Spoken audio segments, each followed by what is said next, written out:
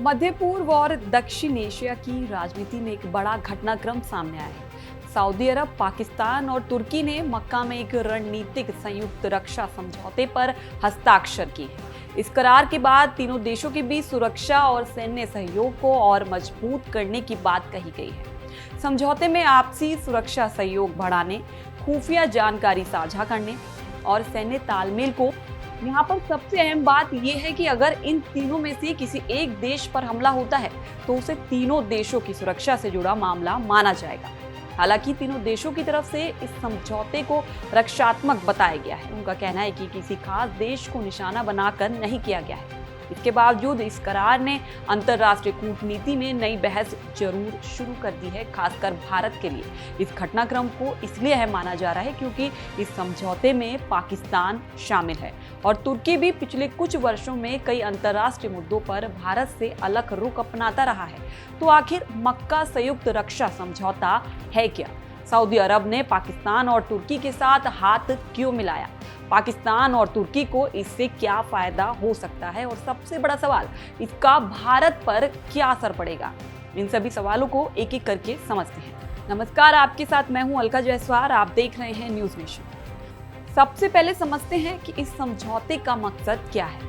मक्का समझौता मूल रूप से 3 मुस्लिम बहुल देशों के बीच सुरक्षा और रक्षा सहयोग को मजबूत करने की पहल है। इसके तहत तीनों देश सैन्य तालमेल बढ़ाने, संयुक्त अभ्यास को मजबूत करने, रक्षा तकनीक के क्षेत्र में सहयोग करने और खुफिया जानकारी साझा करने पर जोर दे रहे हैं। इस समझौते की सबसे महत्वपूर्ण बात आपसी सुरक्षा से जुड़ी है।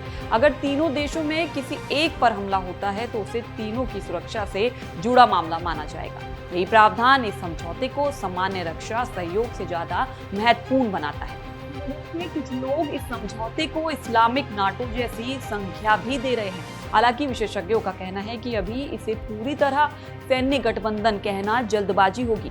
इसे फिलहाल 3 देशों के बीच बढ़ते सुरक्षा और रक्षा सहयोग के रूप में देखना ज्यादा सही होगा। इस समझौते को पश्चिम एशिया में बदलते सुरक्षा समीकरणों से भी जोड़कर देखा जा रहा है। सऊदी अरब लंबे समय से क्षेत्रीय सुरक्षा चुनौतियों का सामना कर रहा है। पाकिस्तान अपनी सैन्य और रणनीतिक भूमिका को मजबूत करने की कोशिश कर रहा है, जबकि तुर्की के पास मजबूत सैन्य ढांचा और रक्षा उद्योग है। ऐसे में तीनों देशों की क्षमताएं एक दूसरे के लिए महत्वपूर्ण हो सकती हैं। अब सवाल आता है कि सऊदी अरब को इस तरह के समझौते की जरूरत क्यों महसूस हुई?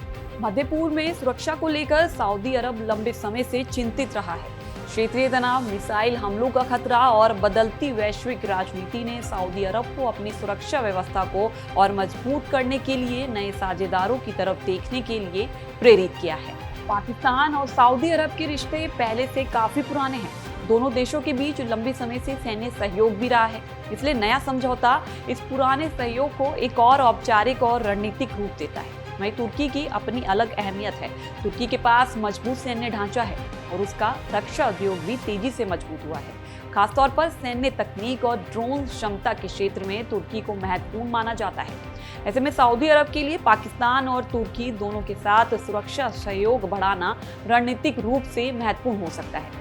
यानी सऊदी अरब के लिए ये सिर्फ 2 देशों के साथ दोस्ती का मामला नहीं है, इसके पीछे क्षेत्रीय सुरक्षा और बदलते रणनीतिक समीकरण भी अहम है।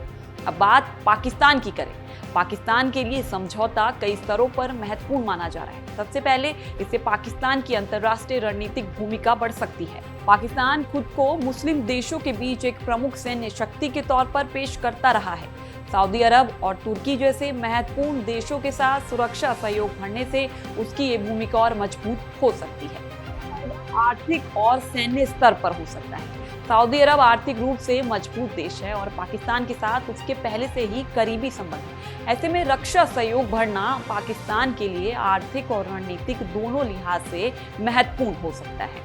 तीसरा पहलू तुर्की से जुड़ा है। पाकिस्तान को तुर्की की रक्षा तकनीक और सैन्य अनुभव से फायदा मिलने की संभावना है। दोनों देशों के बीच पहले से रक्षा संबंध मौजूद हैं और अब सऊदी अरब के साथ एक ही सुरक्षा ढांचे में आने से सहयोग के नए रास्ते बन सकते हैं। हालांकि पाकिस्तान की आर्थिक स्थिति और घरेलू चुनौतियां इस साझेदारी को आने वाले समय में कितना आगे ले जाएंगी, ये भविष्य पर निर्भर करेगा। अब आते हैं सबसे महत्वपूर्ण सवाल पर, भारत पर इसका क्या असर होगा। भारत के लिए समझौते में सबसे ज्यादा ध्यान पाकिस्तान की भूमिका पर है। भारत और पाकिस्तान के बीच लंबे समय से सुरक्षा संबंधी तनाव रहा है। ऐसे में पाकिस्तान को किसी बड़े रक्षा नेटवर्क का हिस्सा बनते देखना भारत के लिए स्वाभाविक रूप से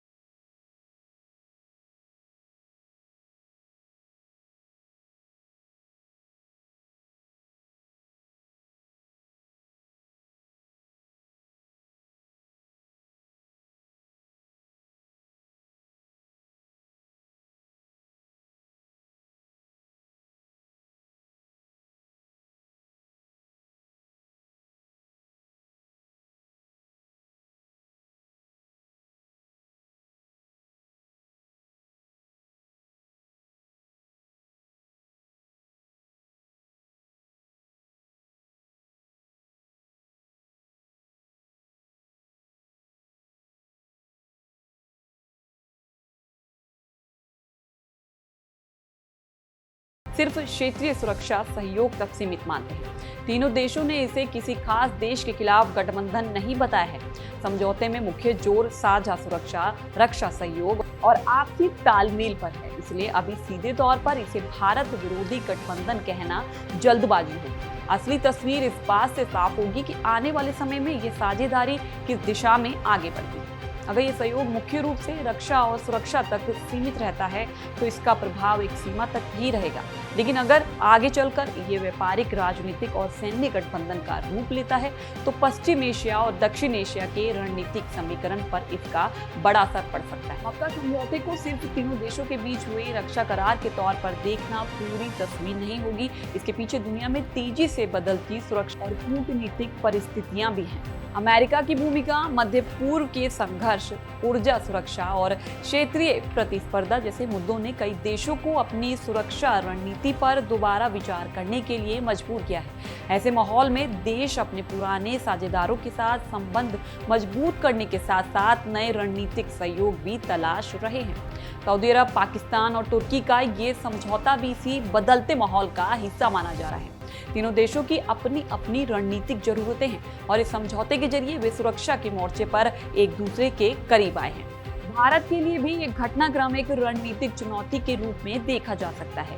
उसे सऊदी अरब, खाड़ी देशों और दुनिया की दूसरी बड़ी शक्तियों के साथ साथ अपने संबंधों को संतुलित रखते हुए बदलते क्षेत्रीय समीकरण पर नजर रखनी होगी। फिलहाल इस समझौते की असली ताकत और इसका वास्तविक प्रभाव आने वाले समय में ही सामने आएगा। सिर्फ समझौते पर हस्ताक्षर होने से ये तय नहीं होता कि तीनों देश किस स्तर तक एक दूसरे के लिए सैन्य समर्थन उपलब्ध कराएंगे। ये जरूर साफ है कि तीनों देशों ने अपनी सुरक्षा और रक्षा साझेदारी को एक नए स्तर पर ले जाने का संकेत दिया है। किसी एक सदस्य पर हमला होने की स्थिति को तीनों की सुरक्षा से जोड़ना इस समझौते की सबसे अहम शर्तों में से एक है। भारत के लिए फिलहाल सबसे जरूरी बात ये होगी कि वे इस नए समीकरण को करीब से देखें। पाकिस्तान और तुर्की के साथ सऊदी अरब की बढ़ती रक्षा साझेदारी को समझना इसलिए महत्वपूर्ण है क्योंकि भारत के सऊदी अरब के साथ भी मजबूत आर्थिक और रणनीतिक रिश्ते हैं। कुल मिलाकर मक्का संयुक्त रक्षा समझौता केवल सऊदी अरब, पाकिस्तान और तुर्की के बीच हुआ एक रक्षा करार नहीं है। ये पश्चिम एशिया और दक्षिण एशिया में बदलते सुरक्षा समीकरण का संकेत भी है।